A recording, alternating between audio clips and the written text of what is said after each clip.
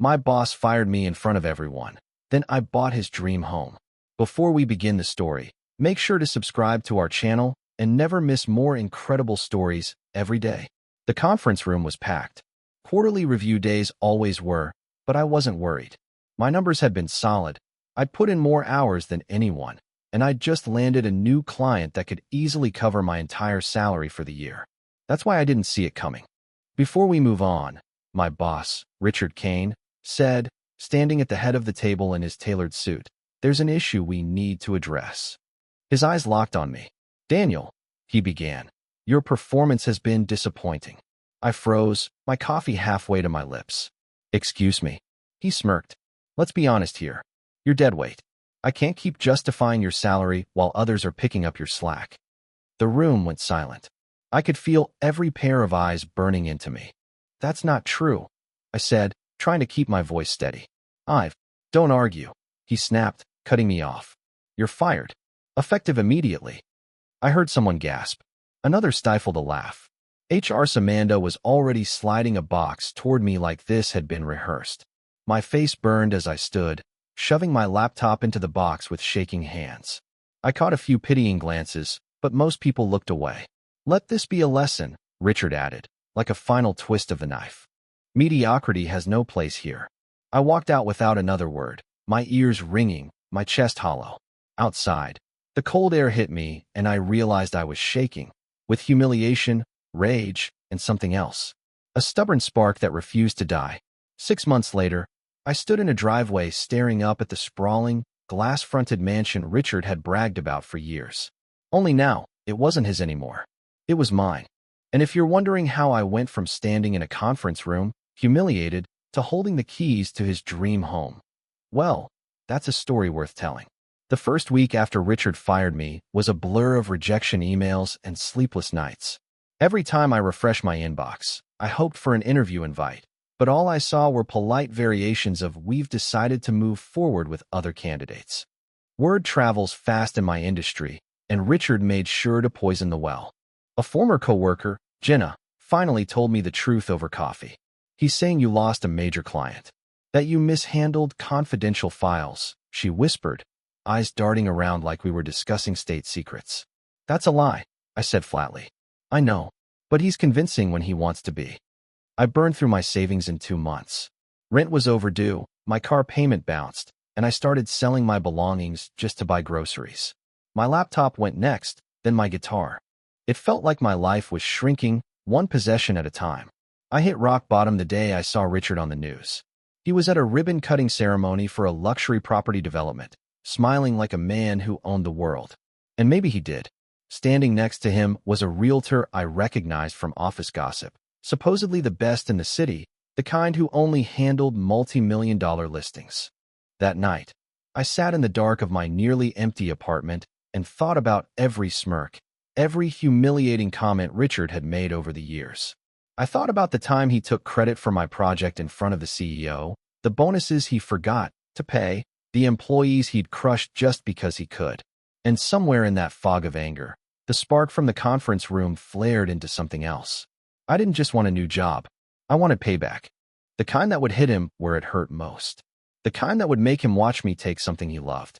I didn't know how yet, until I heard a rumor about Richard's one untouchable prize. His dream home. Richard had been obsessed with that house for years. Everyone in the office knew it. The way he'd pull up the listing during lunch breaks, talking about the perfect mix of modern lines and old-world craftsmanship. It wasn't just a house. It was his ego carved into glass, steel, and stone. The place sat on a hill in the wealthiest part of the city, with floor-to-ceiling windows overlooking the skyline. Rumor was it had an infinity pool, a wine cellar that could hold 2,000 bottles, and a private office designed to resemble the bridge of a yacht. The price tag was ridiculous, even for someone like him. The thing was, Richard didn't own it. Not yet. The house belonged to a developer who was still deciding whether to sell privately or put it on the market. Richard had been courting the deal for months, bragging about his in with the realtor. The idea lodged itself in my brain like a splinter. What if I could get it before he did? It sounded insane. I was broke, jobless, and living on instant noodles. But I couldn't shake the thought. If I could somehow pull it off, it wouldn't just be revenge, it would be poetic justice. I started asking around, casually at first. A former client I'd stayed on good terms with mentioned something interesting. Richard's finances weren't as bulletproof as he made them seem. He was juggling multiple loans, sinking money into risky investments. The house wasn't just a vanity project, it was a gamble. If his deal stalled or fell through, he'd lose it. And if I could find a way to swoop in at the right moment. That night, I wrote one sentence in my notebook. Don't destroy him fast. Make him watch. The plan was forming, piece by piece. I just needed to find my way into a world I had no business being in. The problem was, I had zero connections in high-end real estate. People who bought multi-million-dollar homes didn't mingle with people who were living off clearance ramen. But I did know someone who pretended they belonged in that world, my old college roommate, Tyler. Tyler was a smooth-talking mortgage broker with a gift for making friends in expensive places. We hadn't spoken in years, but when I called him, he answered on the first ring. Dan the man. Long time. What's up? I need an introduction to someone who handles luxury properties, I said bluntly. He laughed. That's oddly specific. You trying to buy one? Not exactly, I said, but I might have a way to. Over drinks, I told him the whole story, the public firing, the rumors, the house. Tyler's grin widened with every detail. So you want to steal this guy's dream home right out from under him? That's diabolical. I'm in. True to his word, Tyler set up a chance meeting between me and Amanda Steele, a realtor who made her living selling homes that cost more than most people would earn in a lifetime. Amanda was sharp, high heels, sharper eyes. She didn't waste time on people who couldn't close. Tyler says you're serious about buying, she said, studying me like she could see my credit score in my posture. I am, I said, keeping my voice calm. But I'm not in a rush. I want something unique. Something worth waiting for. Amanda's gaze lingered for a moment before she leaned back. Funny, I have a property that's not even on the market yet.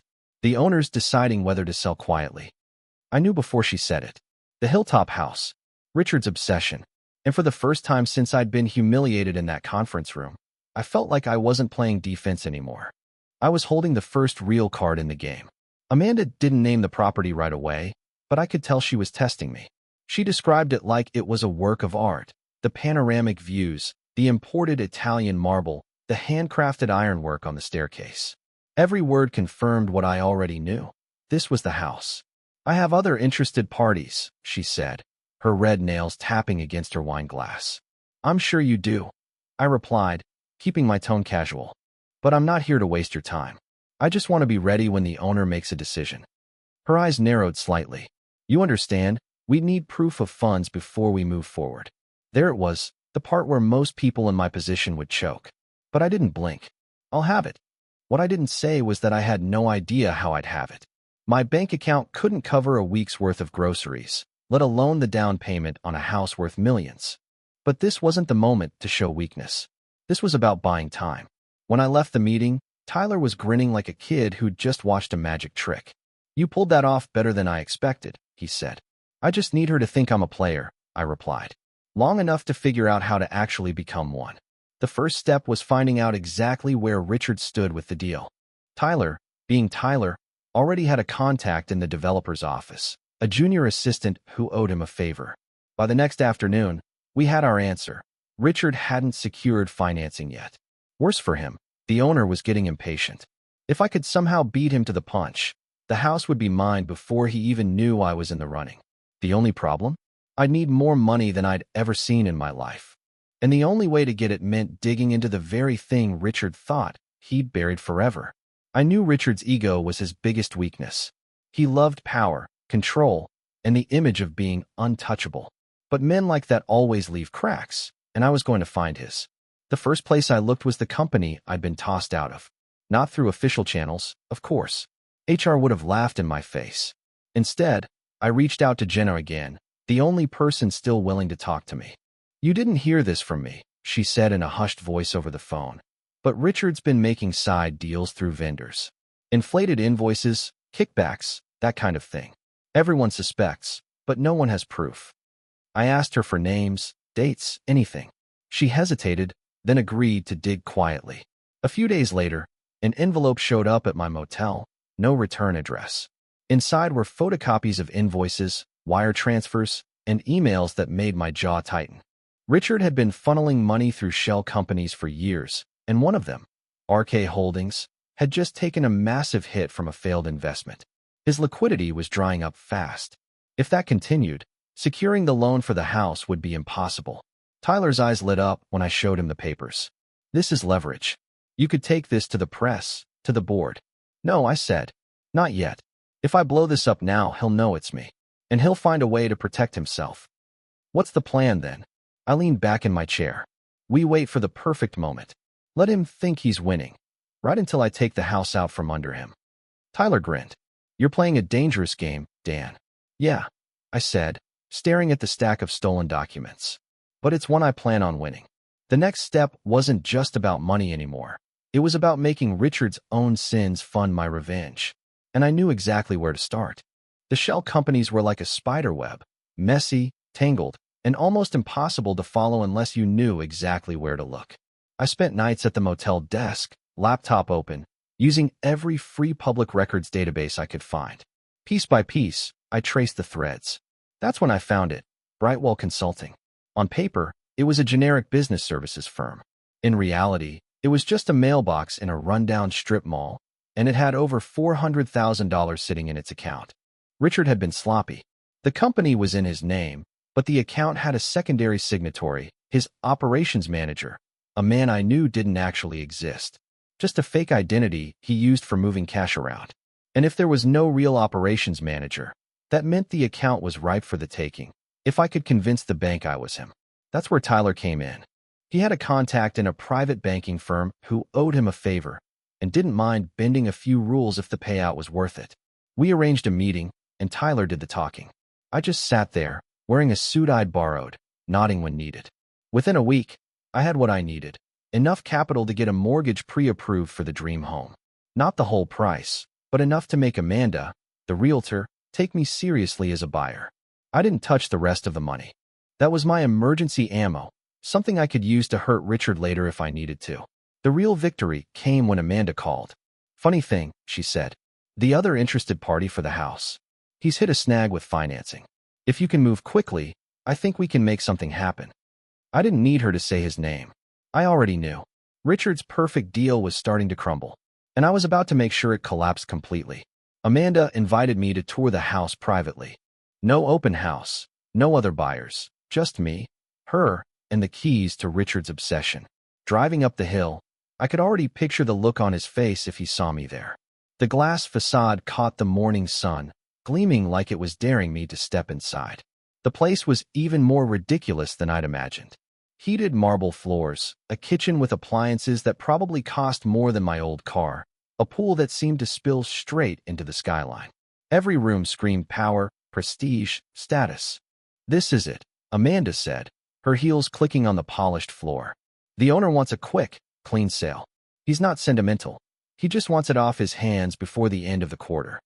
That was the opening I needed. If I can have an offer in writing by tomorrow, I said. Can you promise me first refusal? She smiled. If you can move that fast, I'll make it happen. The second I left, I called Tyler. Time to hit him where it hurts. The plan was simple. Feed the bank just enough doubt to stall Richard's financing. Using the documents Jenna had given me, Tyler's contact made an anonymous inquiry to his lender about discrepancies in his declared assets. In high-stakes real estate, even a whisper of impropriety could freeze a deal. 2 days later, Amanda called again. Looks like you're in luck, she said. The other party's financing fell through. If your offer's ready, it's yours. I hung up and just sat there for a moment, staring at the phone. Richard had spent years scheming, bragging, and positioning himself for this house. And in less than a week, I'd cut the ground right out from under him. But the best part? He still didn't know it was me. Not yet. Walking into Amanda's office to sign the offer felt surreal. The place smelled faintly of expensive perfume and polished wood, and for once, I didn't feel like an imposter. My pre-approval letter and deposit were ready, and Amanda was already prepping the paperwork. This is a big win for you, she said, sliding the contract across the desk. Not many buyers get to close on a property like this without a bidding war. I smiled, keeping my hands steady as I signed. Right place, right time, I guess. What I didn't say was that I had made it the right place, the right time. Every clause I initialed, every pen stroke, felt like another nail in Richard's coffin. We finished in under an hour. Amanda shook my hand, her grip firm. Once the seller signs, it's yours. You could be moving in within a month. As I stepped out into the crisp afternoon air, my phone buzzed. It was Jenna. You won't believe this, she said. Richard's been tearing the office apart. He found out the house deal fell through, and he's blaming everyone. He thinks the bank screwed him over. I couldn't help the grin spreading across my face. Poor guy. Must be rough. But later that night, as I sat in my motel room with the contract in my bag, a thought crept in. Richard still didn't know who had taken the house from him. And while the silent victory was satisfying, part of me wanted him to know. Not just know, see me with the keys. See me standing where he'd imagined himself for years. See me owning the one thing he thought was untouchable. And I decided right then, the closing wasn't going to be the end. It was going to be the start of something bigger. The seller signed within a week. Just like that, the Hilltop mansion was mine, pending final payment. Amanda congratulated me with a practiced smile, but I barely heard her. My mind was already on the next move. I wanted Richard to find out in a way that would burn. So I made it happen. A week before closing, I had a bouquet of black roses delivered to his office. Nestled among the petals was a small envelope. Inside, a glossy, full-color printout of the house's front exterior, with one handwritten line in gold ink. Looks even better from the inside. D. The reaction was instant. Jenna texted me that same afternoon. He lost it. Screamed in the middle of the floor. Punched his desk, so hard security came running. I could almost see it in my head. His face going red, that perfect hair falling out of place, the realization dawning that the man he'd fired in front of the whole office had just taken his dream. But I wasn't done. On the day of closing, I wore the same cheap suit I'd been fired in, the one still wrinkled from sitting in the back of my closet. After signing the final documents, I drove straight to the house. The gates opened silently, and I stepped onto the driveway, keys in hand. The sun was setting behind the skyline, flooding the glass walls with gold. For a moment, I just stood there, letting it sink in. I'd done it. And tomorrow, I was going to invite Richard over for a housewarming. Whether he showed up out of curiosity or spite didn't matter. What mattered was that he'd have to look me in the eye and see what losing really looked like. The invitation was short and sharp, just like I wanted. Richard, thought you might want to see what a mediocre employee can afford these days. Drinks at my place, 7 p.m. tomorrow. You know the address. I sent it by courier, so he'd have to sign for it. No ignoring, no pretending it never arrived. The next day, I prepped the house. Not with cozy furniture or decorations, but with the kind of deliberate staging that would drive him insane. The dining table was bare except for the property's closing documents, framed like a trophy. The kitchen counter held a bottle of his favorite scotch, unopened, with 2 glasses. 7 o'clock came and went. I was about to assume he wouldn't show when the gates buzzed. Richard stepped out of his car in an immaculate suit, but there was something different in his eyes, tighter, colder. He walked in without a word, scanning the place like he was memorizing every detail. So, I said, leaning casually against the counter, do you like what I've done with your dream? He laughed once, but it was humorless. You think this makes you better than me? No, I said. Just proves you were wrong about me. And maybe, that you're not as untouchable as you thought. His jaw tightened. Enjoy it while you can. Houses like this have a way of becoming expensive to keep. I smiled. Don't worry. I've done my homework. Speaking of which, I slid a thin folder across the counter toward him. Recognize any of these? Inside were copies of the fraudulent invoices and wire transfers Jenna had given me. For the first time all night, Richard's confidence cracked. His eyes flicked up to meet mine, sharp with both anger and something else, fear. I know exactly what you've been up to, I said, and I haven't decided yet what to do with it. The air between us felt like it could snap. And then he said something that made my blood run cold. Richard didn't break eye contact as he spoke. You think you've won? You have no idea what game you're playing in. I kept my tone even. Enlighten me. He leaned in just enough for his voice to drop. People you've never met have a stake in those documents. People who don't care about the law, or whose name is on the deed to this place. If they find out you've been digging. He let the sentence hang in the air, then smiled faintly. You won't be enjoying your new view for very long. I didn't flinch, but my pulse was hammering. Was he bluffing? Or was he really tied up with people who could make someone disappear over a few pieces of paper? You're welcome to try, I said finally. But if anything happens to me, those documents, and a whole lot more, will be in the hands of people who do care. That wiped the smirk off his face, but only for a second. He straightened, adjusted his cufflinks, and started walking toward the door. Enjoy the house, Daniel, he said over his shoulder. I'll see you sooner than you think. The door clicked shut behind him, and I stood in the silence, replaying every word. My victory felt different now. Not hollow exactly, but heavier. If Richard was bluffing, I just called it. But if he wasn't, if there really were people in the shadows who had a reason to come after me, then buying this house might have just painted a target on my back. Tyler called later that night, eager for the play-by-play. When I told him what Richard said, he went quiet. Dan, if he's connected like that, you need to watch your step. This isn't just office politics anymore. I knew he was right. And as I poured myself a drink, I caught movement outside the glass wall, just for a second. Someone was watching the house. I killed the lights and moved to the far side of the living room, keeping low. Through the wall of glass, the city shimmered in the distance. But closer, just beyond the hedges, a shadow shifted. It wasn't Richard.